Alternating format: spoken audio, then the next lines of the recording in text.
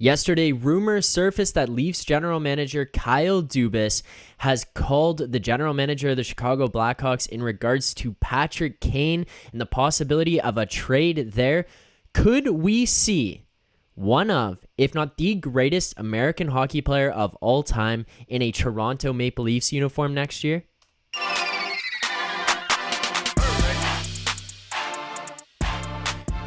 What's up, Leafs fans, and welcome back to Leafs Digest. It's no surprise that the Chicago Blackhawks are actively trying to trade two of their corner pieces of their franchise, two of the most important guys in their three Stanley Cup championships in Patrick Kane and Jonathan Toews. No thanks to their large contracts that they were signed to, thanks to them actually winning those cups, which in turn put those massive contracts, that massive amount of money, into their back pockets. Now, what is a surprise is the list of teams that have been associated with the number one superstar, the number one trade piece coming out of Chicago, Patrick Kane. I mean, we're going to look down the list and we're going to start with the New York Rangers. Broadway, Patrick Kane, it seems to make sense. The Buffalo Sabres, it is his home. They are an up-and-coming team. They will likely be much better next season and give a run to many of the teams in the Eastern Conference, potentially even making the playoffs. They might have what is a little bit of the pesky Sens inside of them and how they play and the trajectory that they're on. Another team that they are most tied to at this point in time is the Edmonton Oilers. They're looking for guys outside of Connor McDavid and Leon Draisaitl to be able to provide scoring and be able to provide a little extra edge and a little extra oomph into that team to carry them over the top and hopefully get them further into the playoffs. Last year, they lose in the conference finals to the Colorado Avalanche, who obviously end up going on to win the Stanley Cup. So they're looking at lists like, hey, we were close. Calgary goes out and acquires a bunch of pieces, closes that gap on them, when you might even say Calgary was actually level, if not better, heading into the playoffs than the Oilers. So they're a team looking at Patrick Kane. But now, the most important one, and the reason we're doing this whole video, the Toronto Maple Leafs have now emerged as one of the teams that is potentially interested in Patrick Kane. Now, I don't know the validity to these rumors, but I'm just going to start with this. The other day, I was scrolling through Twitter, and I see this initial tweet in regards to Patrick Kane. Thanks to Leafs Updates, who puts out, rumor, Maple Leafs GM Kyle Dubas has had brief discussions with Chicago regarding Patrick Kane.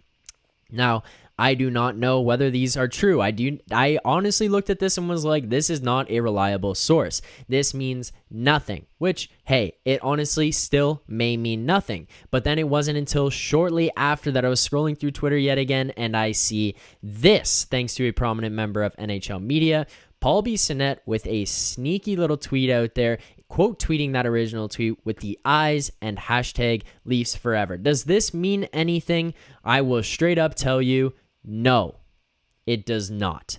Paul Bissonette and the Spit and Chicklets boys have actually proclaimed themselves as the rumor boys, the guys who are most invested in creating storms, in starting rumors, in being involved in NHL media, and just stirring up any type of controversy at all. So does this mean anything? Realistically, no. But here's what I'm going to say, because I continued to read, and today when I was going to do some research and I had already decided I needed to make a video on this, I started finding more and more articles linking the Toronto Maple Leafs to Patrick Kane and how this may play out. So for Leafs fans out there who may be looking at this going, why would we trade for Patrick Kane? I don't know that we would. But for those of you out there who are mad that a discussion has happened between Kyle Dubas and Kyle Davidson, the general manager of the Chicago Blackhawks, now that I can't wrap my head around. I personally am of the belief that if that guy is available, he is on the trade block, you make the call and you just say, how much? What is it going to take? How can we get Patrick Kane? Okay, that's too much. Done. I have full and utter faith in Kyle Dubas not overpaying on these pieces. A guy who has 1 year left on his contract at $10.5 million salary cap hit. He only has $6.9 million of real money left to be paid out, which would come out of the pockets of MLSE, but hey, they would be more than happy to shed even more than that if it was just in real money. Now, what you have to look at here is picks and prospects. Do the Leafs have trade assets? In my opinion, yes, they do. Do they have cap space? No. Some things would have to go. But here's where this all starts to just become interesting, and I'm not going to sit here and tell you, yes, Patrick Kane will be a Leaf next year. I would love to see that. I would love to see him playing alongside Mitch Marner and Austin Matthews or John Tavares and William Nylander. But the Leafs and Chicago are in a position where Chicago is very clearly trying to be as bad as they can. This is a team who just traded one of their best, if not their best, up-and-coming player in Alex DeBrincat, and the next guy down on that youngster depth chart in Kirby Dach away from their team. They are now looking to move on from Patrick Kane and Jonathan Toews. These guys are not building up with young pieces. It's confusing what they're doing over there. They're trying to be so bad that they're giving away the future to be bad. They're giving away guys who give them any hope of winning any type of game ever to be that bad. DeBrincat and Dach out the door. Makes no sense. They gave away Fleury last year for relatively nothing. And now they're looking at moving on from Patrick Kane and Jonathan Toews at all costs necessary. This is how bad they want to be. This is a team where I look at and I think that there's a possibility they may be willing to eat some salary cap on guys who will help them be bad. I'm not going to sit here and put together trade packages that would work for the Chicago Blackhawks. I don't know. I genuinely think at the end of the day, they may just throw us one of the biggest curveballs we could possibly even imagine in terms of what they get back. There's a chance they trade Patrick Kane for pennies. I wouldn't put it past them at this point. It's confusing. I don't know what's going on there. But here's what I'm going to say in terms of Kyle Dubas calling the GM of the Chicago Blackhawks. You do that. If Sidney Crosby is available, you call. If Connor McDavid is available, you call. It means nothing other than you're finding out. And if you're not going to do your due diligence to find out what the cost of acquiring that player is, you shouldn't be an NHL GM. It does not mean you have to trade for that guy. It does not mean you have to offer a trade package. But you can call and say, hey, Mr. Davidson, it's Kyle. You're trading Kane? How much? Okay, too much. Thanks. There's no harm in that, in my opinion.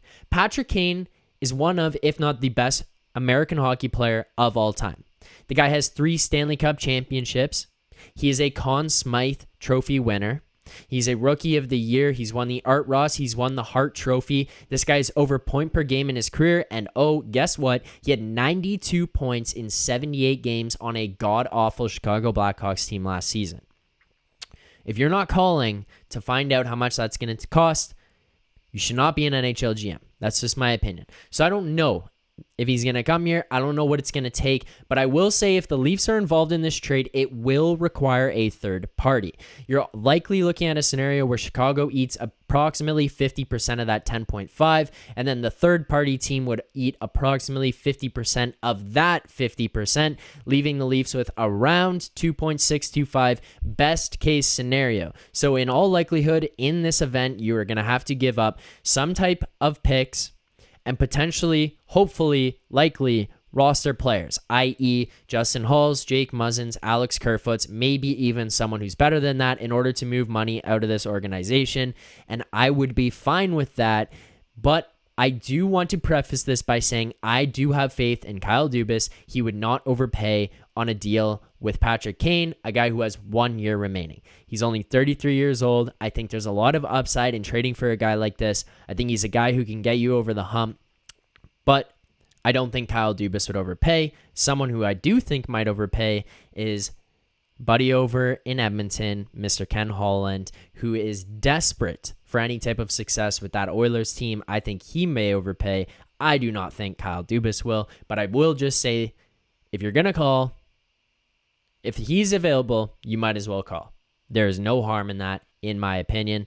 Leafs fans, we are fast approaching the regular season, and if you are looking to bet on regular season futures, how many wins guys are going or teams are going to have, how many goals guys will have, who's going to win each award. You need to make sure that you get the best value for every single bet that you place. And the best way to do that is with the betstamp app. Use the referral code LEAFS when you sign up to make sure that you are maximizing your ability to get the most money out of each sportsbook that you sign up for. You can track all of your wagers. You find all the odds from all the different sportsbook, so you are always betting the best odds on games, player props, futures, whatever it may be, and then you can track all of your bets there and keep up with them in real time. Betstamp is the best way to make more money and lose less money than you would if you were on one book or not tracking your bets at all. Make sure you sign up for Betstamp today. The link is in the description. Use referral code LEAFS. LEAFS fans, thank you guys so much for tuning in.